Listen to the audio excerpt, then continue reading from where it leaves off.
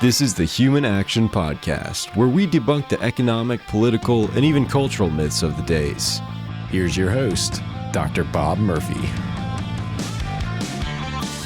Welcome, everyone, to another episode of the Human Action Podcast. I am joined, as will often be the case, going forward by Jonathan Newman. Jonathan, how's it going? I'm doing great. How are you doing, Bob?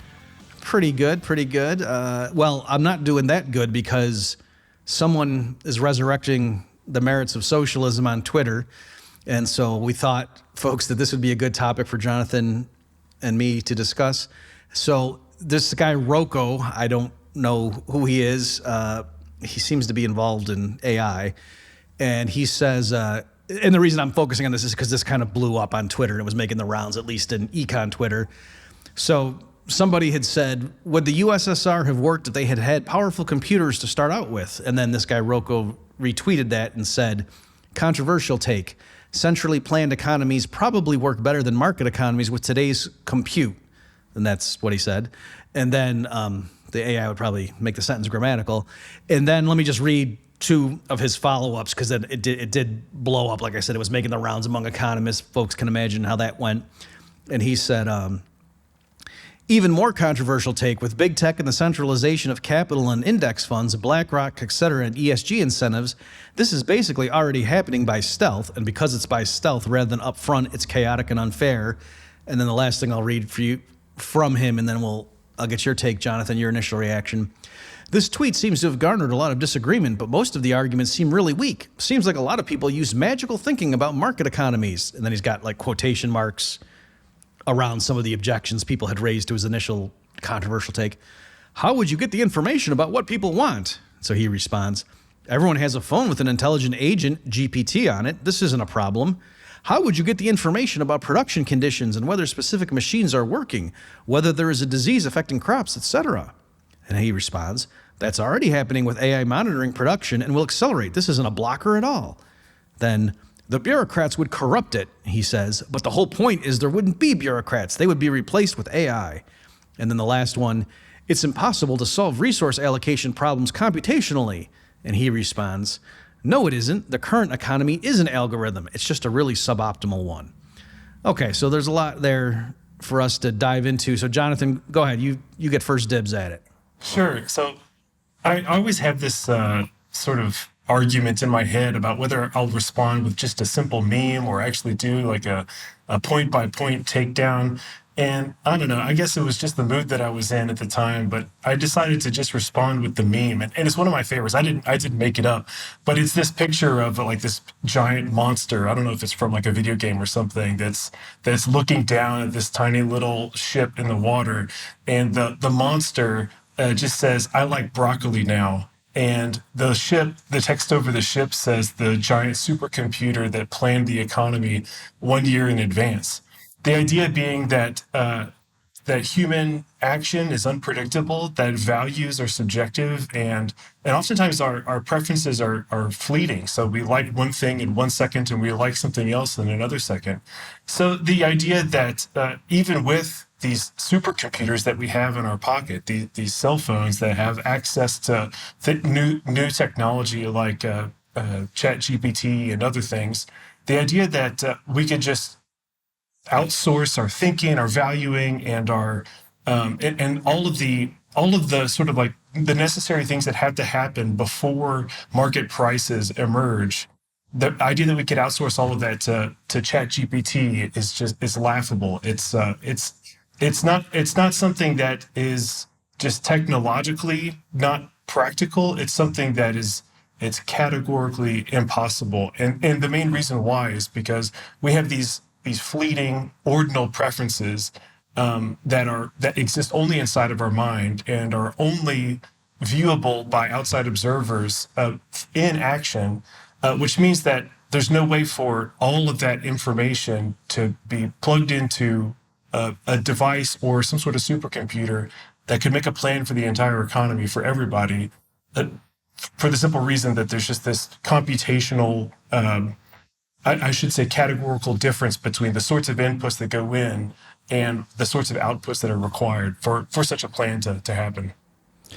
Well, yeah, I agree. I think that what you just said is the fundamental problem with what he said, that it's a qualitative difference. It's a category error. I think I'm just repeating some of your phrases for people to, if you're familiar with what that phrase means, that it's not merely that, oh, he's miscalculating and he misunderstands something on the, it's like we're saying what's 2 + 2 and he says green. It's not even that he's wrong. It's like, no, that's not even the right type of answer. That doesn't make sense. It's the wrong domain. And so likewise, what Austrians, certainly in the Rothbardian tradition, have taken to be the calculation problem with socialism, it necessarily requires the institution of private property, various people competing for the means of production using a commonly accepted medium of exchange in conjunction with private property rights. And that's what generates, market prices to reflect the scarcity of the various inputs. And that's what you need. There needs to be that rivalrous process in order to generate, if you want to say the kinds of knowledge or information you can. But the point is that it's not information that can be derived from something else, right? It's not like, if you just knew where all the atoms were, then you could, figure out where the cells were, and so you could kind of replace biology with physics. It's not like that. Like in this tradition, like I said, especially in the Rothbardian vein, there's, I guess one way to put it is, and I even wrote an article for Mises.org on this a while ago, when the Mises Institute was going to have like a conference on, it was like some anniversary, I think, of the calculation debate. Is I said that the Misesian calculation problem is not the same thing as the Hayekian knowledge problem. And so let me just real fast just spell that distinction out, and then we can, I'm sure in this course of this conversation, Jonathan will kind of circle back. And folks, if you're getting lost, don't worry, we will come back and make sure we're not losing anybody in case you're not familiar with some of this inside baseball. But since I just said that distinction, let me at least just spell out what that means. So, Mises originally had laid out what he thought the fundamental problem with socialism, and under a market economy, there's calculation as possible, that entrepreneurs can use market prices to figure out, okay, the inputs going into this enterprise, cost me such and such, and then here's my revenues from the outputs. If I turn a profit, that means I'm getting more from my customers than I am having to spend on the inputs, and so my operation can continue. And if I'm losing money, if I'm suffering losses, what does that mean? Well, loosely speaking, I'm spending more on the inputs that I'm getting from my customers. And so that's the market's way of saying, fix what you're doing because this isn't working. You need to stop doing this, at least in the current way. And that's the way that the profit and loss test sort of husbands society's scarce resources, if that's the way you want to think about it. So it's decentralized. Everyone can go out and do whatever they want, subject to these constraints, and no one mind, can be in charge. And that's kind of and Mises was saying, in contrast, under socialism, where there's one committee or even one dictator in charge, they have no feedback mechanism. Even ex post, after the fact, they can't look at the plan that disposed of society's resources in a certain way and say, was that an efficient use of resources or not? It's not just that, in practice it'd be hard to know. They were saying, no, just qualitatively, how would they know? And so that's the calculation problem. And then Hayek came along and was doing a lot of good stuff in terms of debating the socialists who came forward to try to rebut Mises. And Hayek made the point that in practice, there's a lot of dispersed knowledge, that there's and it's often put in the sense of that there's tacit knowledge. Like, how to ride a bicycle, it would be hard for you to tell someone over email how to ride a bicycle if they didn't already know. So even though you know how to do it, it's hard to turn your knowledge into something that could be transmitted to somebody else. And so Hayek made the point, which is an important point, and it's good, to say, well, a problem with socialism in practice would be you've got all these experts spread around the economy, people working in the coal mines, people looking at the agricultural sector, blah, blah, blah. It would be hard for them to distill all of their practical knowledge gained from a career of experience and then transmit that to a group of experts. Even it's impossible in practice to do that. Mm-hmm. And that's fine, but that's different. Mises, for the sake of argument, stipulated that all of that kind of technological knowledge and know-how would be at the disposal of the planner. And he was saying still there's this qualitative hurdle. So again, I'm not saying that to denigrate Hayek, but I'm saying sometimes I think other Austrians who come through more of a Hayekian approach and they don't think as highly of Rothbard, for example, just in practice, that's kind of how these groups separate themselves. they kind of lump, Mises and Hayek in the social calculation debate, as if they were saying the same thing. And I think actually what they were saying was different. And that difference is very relevant here because Hayek's problem, yes, could be mitigated somewhat with the advance of, smartphones and AI and all this other stuff. Whereas Mises' problem, if he's right, that's there. Doesn't matter if you have supercomputers or not. That's, the point is without the institutional structure and money and market prices, that you have no way of comparing inputs and outputs. It's important to point out here is that Mises's argument is it's not only different than Hayek's argument about knowledge, but it's also very, very different than the typical critiques of socialism that you hear, especially from lay people. So the most common critique of socialism that I hear is that, socialists, they just don't understand human nature. They don't, that we would have this problem of who would take out the trash. So if everybody's going to get paid the same, or if everybody's going to have the same, ration of goods that they consume, then what incentive does somebody have to invent the next really productive machine or something like that? Or what incentive does somebody have to do the dirty jobs like taking out the trash? What incentive would somebody have to commit years of their life to studying how to do brain surgery effectively? So that's the most common criticism of socialism that I hear.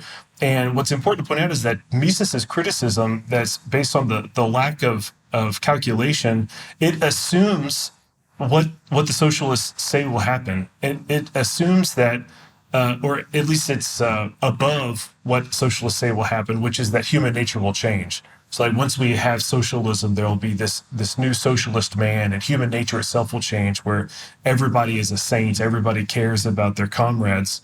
And what Mises's argument shows is that even in that case, even if you give the socialists that argument and say, okay, sure, yeah, human nature itself will change once we adopt socialism, Mises's argument says we still won't be able to economize production. We'll still produce the wrong things.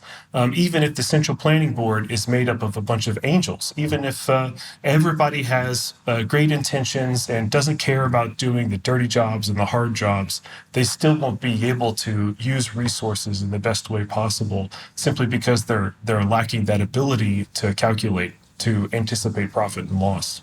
Yeah, great point, Jonathan. So again, let me just say it in different words because I know some people, they may not have heard this stuff. So historically, Karl Marx wasn't even the first person to suggest a socialist system. Like that idea had been around for a long time.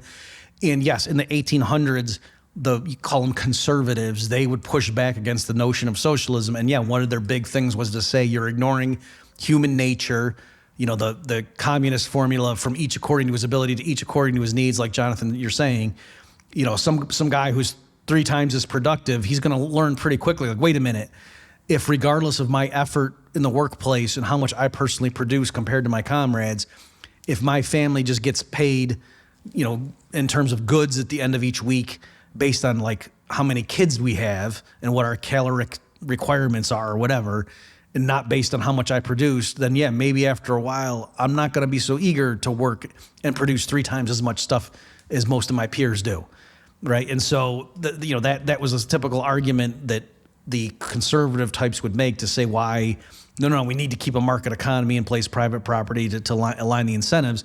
But then, as Jonathan was saying, the socialist counter response was to say, we agree with you that right now, looking around the world as it is today, where everyone grows up in this dog-eat-dog world of capitalism, where you're sort of forced to be grasping and greedy, otherwise you die, that's what people end up. But that's like looking like at a caged animal or something and thinking that's its nature, that no, if we saw people and if you knew from birth that your basic needs would be met because you grew up in the socialist commonwealth, then you would be free to pursue your activities. You would flourish. You would find yourself and reach your full potentiality. And you would dabble in art in the morning, and then maybe you'd do some philosophy in the afternoon, and then you'd go clock in some hours in the factory because you would realize it was your duty. And we can't all just do philosophy all day, and it would be fine. And that would be great. And yes, some people, there'd have to be janitors, but we'd probably rotate and do shifts and things like, right? So that's what they said. And you can say that's implausible or whatever, but ultimately we didn't know in the 1800s because there hadn't been the lessons, some would argue, of the 20th century. at that point of large-scale experiments in this idea to see, well, maybe it would work out. Maybe it's not really human nature. Maybe it's just, human nature in a capitalist framework. So that's why Mises, not that he thought that there really would be a different human nature under a new socialist man, but he was just saying, okay, I'll stipulate all that for the sake of argument. Assume away the incentive problem. And also, another huge problem is the problem of power corrupting. Like, you don't want to give a group of people the power to control agriculture because they might starve their enemies into submission, which happened many times in the 20th century. A lot of those, famines. It's funny, when I was younger, I don't know if this was true for you, Jonathan, I used to just think, socialism is inefficient. And then the older I got, I realized, no, Mao and Stalin deliberately killed at least hundreds of thousands of people. That actually wasn't just because, socialism can't raise crops very well. It's because they deliberately starved people and for political objectives, right? So there's that issue too, which is a completely separate problem. Like, one reason you don't want to have a socialist system is if the wrong people get in charge who are evil, then they might inflict that, power on their enemies. And so again, Mises assumed that all the way too. But the issue was that it wasn't enough to assume the socialist planners were angels. They would have to be gods too. In Mises' framework, that he was saying, again, for people not getting it, you can come up with a blueprint. We could say, we have this much rubber, we have this much tin, we have this much glass, labor of this various types of skill levels, and distributed across the, give me as much detail as you want, where the worker's located right now on Tuesday on this date, so I know if I have to move them around, I got to take into account, the travel time and blah, blah, blah, all that stuff. And then you can have a plan and use all the resources, and you're not wasting anything. There's not factories sitting idle the way that happens under a wasteful capitalist system. Workers all have jobs. You tell everyone something to do. No one's sitting around watching TV because they're unemployed the way it happens under a crazy market economy. And still, you've got full employment. Factories are all at maximum capacity, cranking stuff out. And then when everything's said and done, and you look at, we made this many cars, this many newborn diapers, this much baby formula, this many telescopes. We built new factories in these locations, this many new houses. And then you say, was that a good use of our resources or not? And the point is, how would you even begin to answer that question? Like, sure, you could say, don't make a bunch of food that's poisonous. Like, that's a no-brainer. Like, don't make a bunch of hamburgers that are rotten. Okay. But should you make more hamburgers that are good and nutritious and taste good, or make more cars that also don't blow up when you turn the key, right? So even if you stipulate that you make things that people want, there's trade-offs involved, and the point is, when you start to comprehend the problem involved, that's what Mises called the calculation problem. And again, to say, that just sounds impossible, he said, well, no, the way in practice market economies tackle that problem is because they use money and private property and the means of production. So each, no one's in charge of the whole plan. Each little firm or, sole proprietor, if you want to call it that, buys a subset of the means of production and then tries to turn them into goods and services that his or her customers want. And if that thing is profitable, that's a sense in which that's a decent use of resources, right? Because if it weren't profitable, that means other entrepreneurs are bidding more for those resources to do what they want to do with it. And so that competitive process is the way that all the resources in a market economy get allocated to where the consumers want them to go most, to speak a little bit loosely. Yeah, and a really good example of the differences in socialism and what can happen in a market economy is when you look at what Mao did with steel production. So in Maoist China, one thing that he was looking at to compare his own country to other industrial countries of the time is to compare China's steel production with every other country's. And he noticed that the numbers in China were lower than elsewhere. And so in order to prove that communism works, that socialism works, he directed basically the entire country to produce more steel, to do whatever it took to produce more steel, so that he could show, in China, we can produce just as much steel as the United States. And what that involved was getting all of these farmers in rural parts of China to construct blast furnaces in their backyards. And they were actually directed to melt down stuff that they already had, metal objects that they already had, like doorknobs and cookware and their bicycles and stuff like that. They were instructed to melt that down so that they could make more raw steel. I do the air quotes because it turned out that the quality of the output wasn't high enough for it to be considered steel. It was actually just what's called pig iron.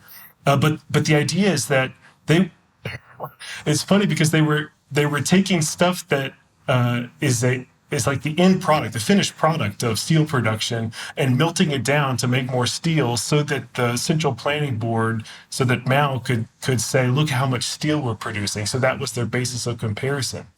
And this sort of thing would be impossible in a market economy. And the reason why is because it's just too costly. It would be way too costly. So just imagine taking highly valued consumer goods like bicycles and doorknobs and cookware and destroying it just so that you could make an intermediate product that's on the way to making those very things. And so the opportunity cost is extremely high. No one firm, nor would the entire country, the entire economy, decide to do that sort of thing just because it's too costly. So Mao decided that steel production was going to be his basis of comparison to say that socialism is great. But the way that he went about it was so costly, it ended up just destroying tons and tons of valuable consumer goods. Was that part of the Great Leap Forward? Yeah. Yeah, so I actually, that sounds certainly plausible. I've never heard those particular anecdotes, so that's interesting. The point I would make on the so-called Great Leap Forward, so again, folks, the idea is Mao looking at the relative backwardness of the Chinese, economy compared to the Western counterparts, thought, well, this is, we're just going to take the bull by the horns, and, the virtue of a communist society is once we know what the right thing to do is, we just order everyone to do it, and we just go ahead and do it. I don't care if it takes sacrifice because, the comrades are with us. And so they engage effectively in extreme industrialization, much more rapidly than would have happened in a voluntary framework. And so, as Jonathan's saying, because it was coming top down, in a system like that with no quality control, it didn't even make sense on its own terms. But my point is, even if it were efficient, like even if they did really make good, high quality steel and whatever, even after the fact, again, you run into Mises' calculation problem. If everybody has to cut way back on, consuming food, and they have to live in worse houses for a generation in order so that they can, their kids can now have better cars. Like maybe that was the intertemporal trade-off that was being made there, that left to their own devices, effectively, like their savings rate would have been 20%, and Mao at gunpoint is saying, no, we're going to save 80%. All right, again, even if everything were efficient from that point forward, that still could be a colossal failure. That there's a reason in voluntary societies people tend not to save 80% of their income. That's too much. And you say, well, what do you mean by that? And I say, well, the same thing I mean by saying if people like chocolate ice cream and at gunpoint you force them to eat vanilla, you say you're not helping the consumers. Again, so the economy doesn't exist for its own sake. You don't want to have rising GDP figures just because. That ultimately goods and services are there to promote human welfare. And that's, if you're hijacking the institutions that exist under a market economy, there's no reason to suppose those numbers mean anything anymore. Mm-hmm. So to get back to this guy named Rocco and his, he was talking about how modern day computing and artificial intelligence can help us out with this problem. I just wanted to, if somebody's interested in this topic, my friends Karis Lambert and Tate Fegley, who are Mises Institute Associated Scholars, they have this paper. Let me make sure that I get the title right. It's Economic Calculation in Light of Advances in Big Data and Artificial Intelligence. And it was published in the Journal of Economic Behavior and Organization last year. And basically, they're just addressing this very topic. And they go point by point in a very systematic way, just showing how it's still impossible. Like no matter what level of computing we reach technologically, we still won't be able to solve this fundamental problem of being able to plan an economy. And one of the points that they make in that paper that I'd be interested to get your thoughts on this, Bob, is they talk about how that one way to misconstrue this argument is that it would be a terrible misconstruction, is to say that technological advancements don't help economies at all, or to say that people who are making this sort of criticism are saying that like AI and computing is worthless just in general. But they point out in the paper that, of course, that entrepreneurs can use AI, they could use ChatGPT, they could use all sorts of new technologies to help them organize production and find efficiencies in their own factory, for example, and maybe even like do some quantitative work to try to predict what consumers might like in the future. And so I wonder, how would you respond to maybe a socialist who would say, aha, so we can use computers to help us predict what consumers might want in the future? Okay, so one thing is to just sort of go meta on it, and that's what I did on Twitter, was to say, right, under a market economy, all these advances in AI can be deployed, like you say, to enhance, the productivity of people and other equipment in various fields.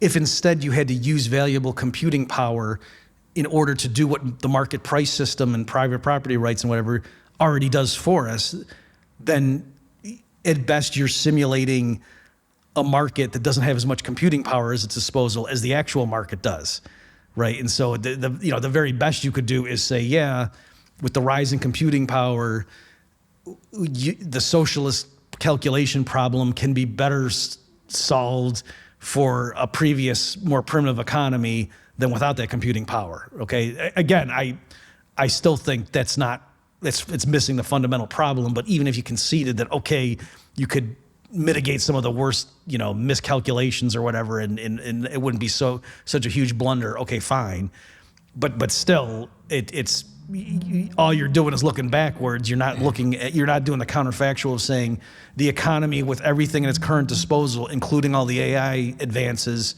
what could it do if it's organized in a voluntary private property setting versus a centralized socialist system? It's still the socialism always makes it poorer and less coordinated than it otherwise would have been. So the analogy I use, maybe it's a goofy one, as I said, it would be like if this Roku guy said, oh, because now everybody's got smartphones in their pockets basically when they're out and about, when you walk up to somebody, instead of speaking to them, why don't you just type on your phone what you want to say and hold it up and let them read it off your phone? Or if they can't read, if they can't read, then you just hit, dictate, or you know what I mean? You just hit voice generation and have your phone speak. And so therefore, and you realize, well, that would be goofy. That no, I mean, even with the phones, we still benefit from talking.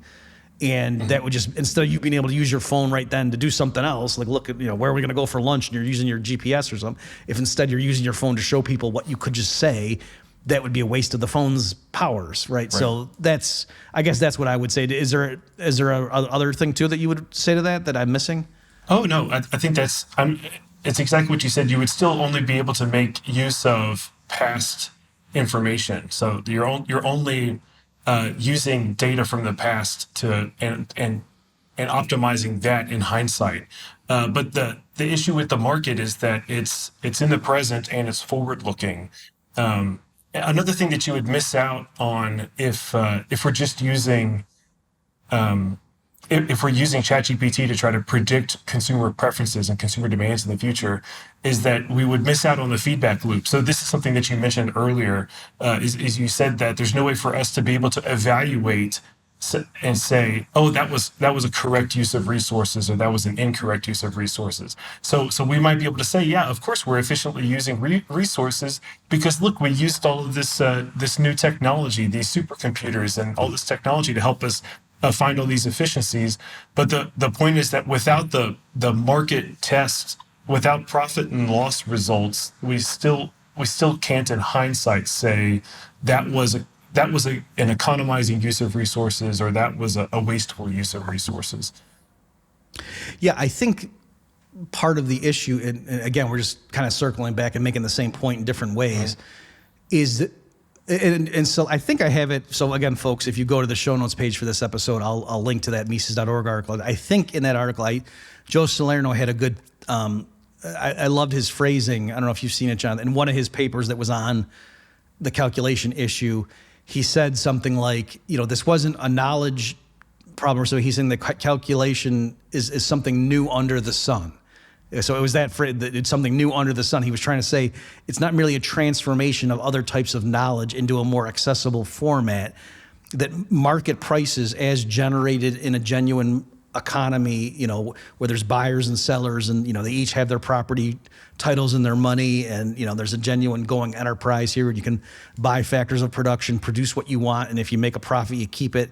And if you suffer losses, it's your losses. Like, you need those institutional settings to be like that for this to work. But in that setting, then there's market prices that are generated that accountants can use to determine profit and loss. And Joe's point was, that's a new type of, call it knowledge, call it whatever you want, but that's something new. It's, again, not just a transformation. So I guess what I'm saying is, like, economic value, you cannot deduce from physical facts or chemistry and even raw facts about human desires. Like, for example, just this guy's Rocco, his thing when he said, it's impossible to solve resource allocation problems computationally. He says, no, it isn't. The current economy is an algorithm. It's just a really suboptimal one. I'm going to go out on a limb and say part of how he knows it's suboptimal is he knows that, we spend way too much, like, people in the financial sector earn way too much money, and there shouldn't be all these homeless people. Like, he just knows that's not the right outcome. And so I would just say, okay, I bet you if you just said, how should we use this farmland over here? What crops should be grown? Rocco and 10 other people would not be able to come up with an agreement on that because there's different ways you could use it. And you could say, well, certainly they would probably say we shouldn't grow more tobacco for smokers. That's out, I'm pretty sure. And so if you like cigarettes, tough, unless Rocco happens to smoke, in which case they wouldn't.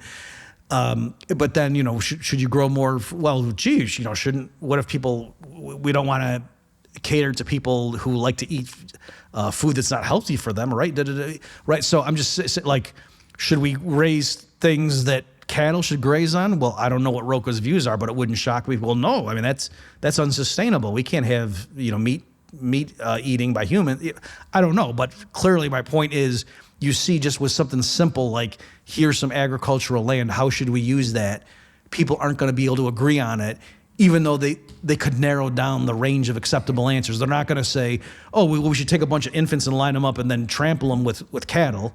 We can all pretty much agree on that, unless maybe they're neo-Nazis. But other than that, people are not going to, and by that I meant the leftists, of course, would agree, right? So it's not clear how to use that. And so then you start writing it and then say, of all the millions of different types of resources we have at our disposal, including the fact that we're talking about a timetable over the next 50 years at least of, well, we could set in motion something now that will reap the benefits from 20 years from now, or should we set something in motion that will reap the benefits 40 years from now? There's choices like that too that need to be made. It's not just this year, how many diapers versus how many TVs should be made.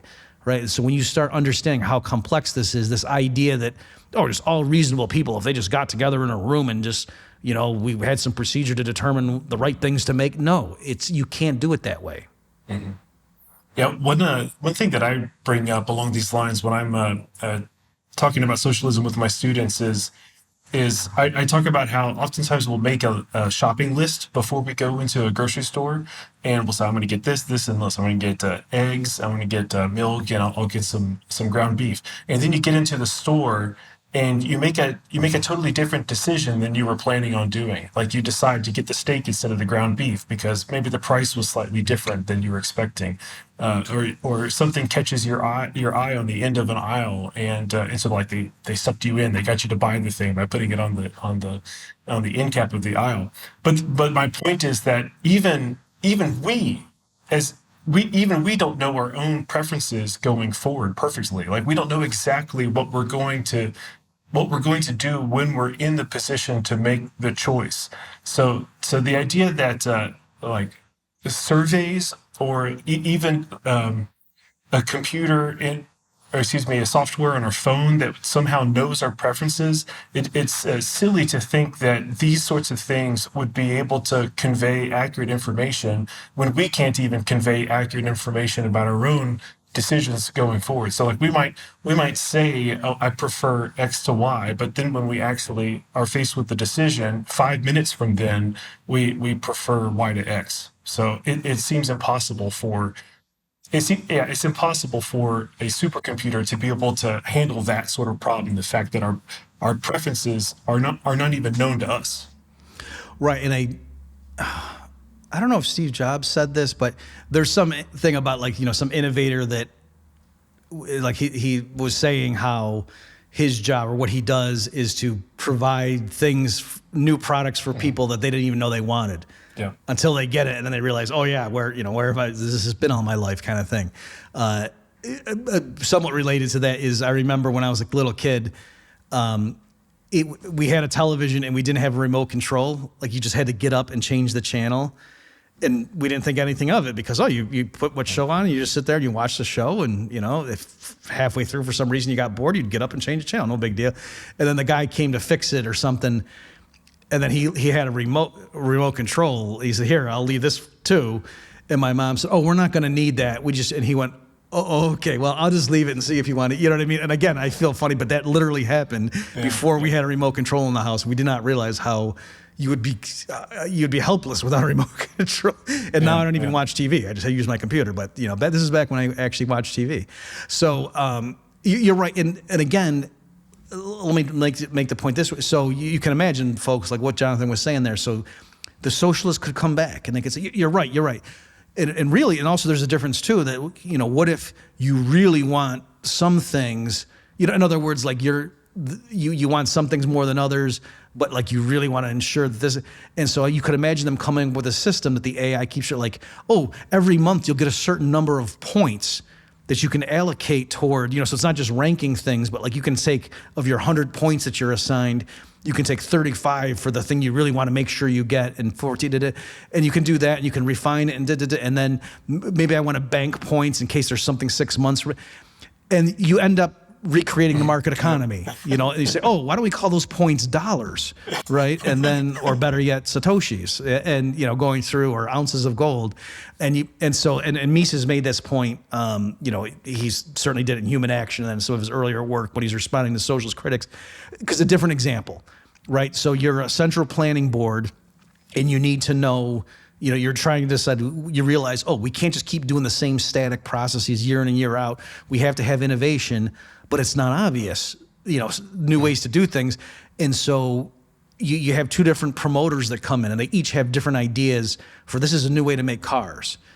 And one guy's, proposal is bolder, and like if he's right, it'll really be efficient, and that we'll make so many more cars with the same amount of steel and rubber and blah blah blah. But it's riskier. Like what he's saying, it's not clear that's going to work. Like he's requiring, we're going to hire a bunch of scientists, and we're going to find this new technique. And this other guy's, it's more like, oh, we're just taking what we already know and kind of just adding to it and building upon it, and it's safer. And the allocation board has to know, who do we give we only have enough resources to give to one. How do we do that?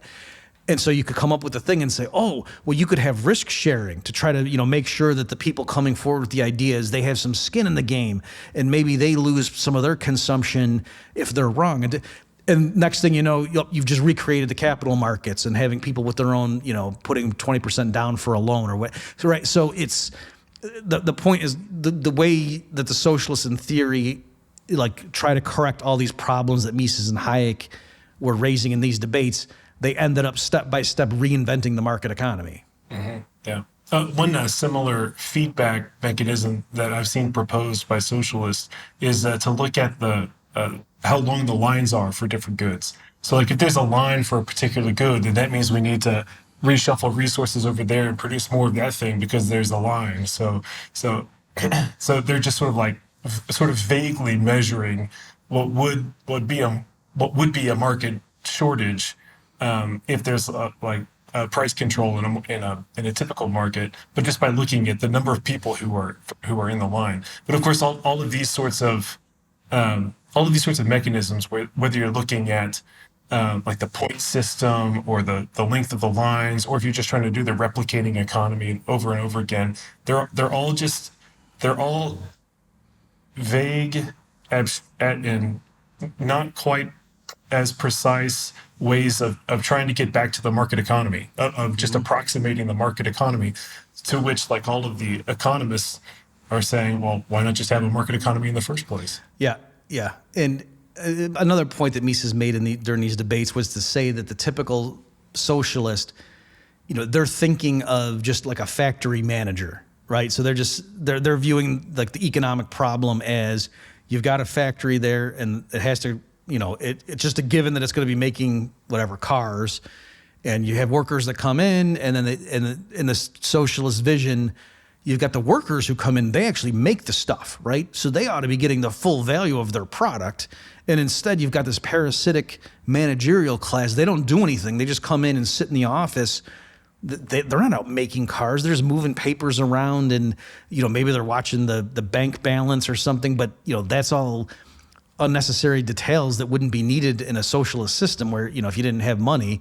And Mises was saying, among other problems, that's just taking it as a given that there should be a factory there making cars.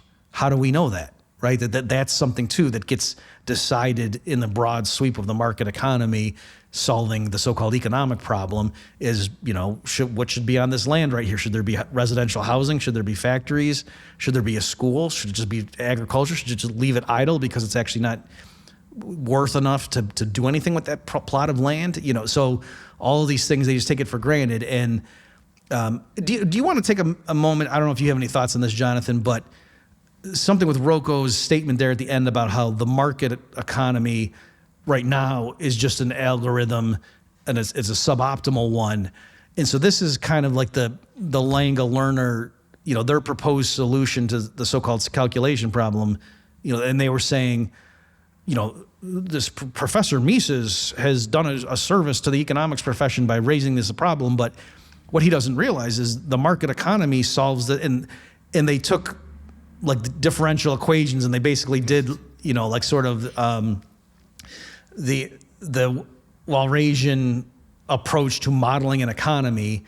And then they seem to think that in real life, what happened in the economy was that there was a system of equations that was being solved through a process of trial and error. And that's really what was going on in the market. And well, gee, if the market can solve the system of equations, so can the Central Planning Board, except we can pick, an efficient outcome that dovetails more with our sense of justice rather than the market having to, go with the initial allocation of resources where there's a bunch of real rich people and a bunch of poor people. What if we have a better distribution of wealth and pick, a Pareto optimal outcome in that setting? And it was just, among other things, it was just shocking to me how they actually thought right now the market economy is solving equations. Yeah. So really the only thing that I have to say about that is it's unfortunate that we're so visual. And what I mean by that is when we look at the economy, we see prices and we see quantities of certain goods being produced. We see a certain number of people going to a concert. We see stock market indices going up and going down. And so the temptation is for us to take all of those numbers, all of that quantitative information and start to think that the economy is like an algorithm. It's just a big a set of equations, a big set of simultaneous equations that we need to solve. And the market economy kind of does that on its own, but there's these little inefficiencies, there are these problems that we want to address. But at the end of the day, it's just a bunch of equations that needs to be solved. So it's unfortunate that there's that temptation, there's that connection that often happens where people see, it's just a bunch of numbers. Why don't we just turn it into a big math problem? But that's why I think especially the Austrian school of thought is great, is because it looks beneath the numbers and it sees that the numbers do not exist on their own. The numbers are the result of people making qualitative choices.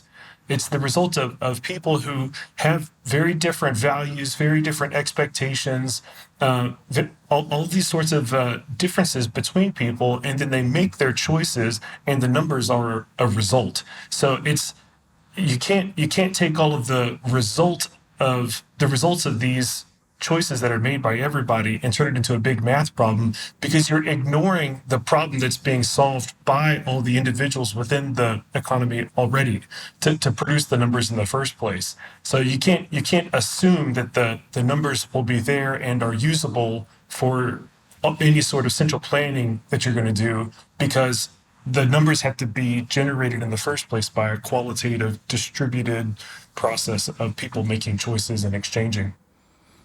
Yeah, well said. I think this is a related issue. Like, I know in other fields, people say something like, oh, that person's mistaking the map for the, the landscape or something, where we're taking a human model of the thing under question or being studied, and then we're starting to think in terms of that model. This reminds me whenever I read Scott Sumner talking about stuff, and he's always, the reason the economy slowed in 2009 was all the firm owners thought that NGDP growth was going to be higher than it was, and it was, no, they don't even know what NGDP is, Scott. That's not what happened.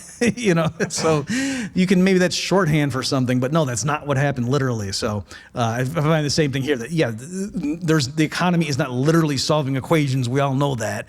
And so at best, and then again, by Rocco or the socialist economists who debated with Mises and Hayek, by them trying to say, what's really happening in a market is there's a system of equations. And if you do that, then a computer can solve the equations and it's no big deal. But the point is that's actually not fully capturing what's going on in a market economy. And once you bring in that richer structure, you realize that, actually socialism wouldn't be able to mimic the results of a market, because the market is what it is, and without that institutional structure, it wouldn't work. Well, I think we have beaten that issue to death. So thank you, Jonathan, for your insights. Folks, again, if you want to read more on this, I'll include links, including to the paper that Jonathan mentioned, where they specifically talk about AI in relation to calculation debate. So check the show notes page for that. Otherwise, we will see you next time.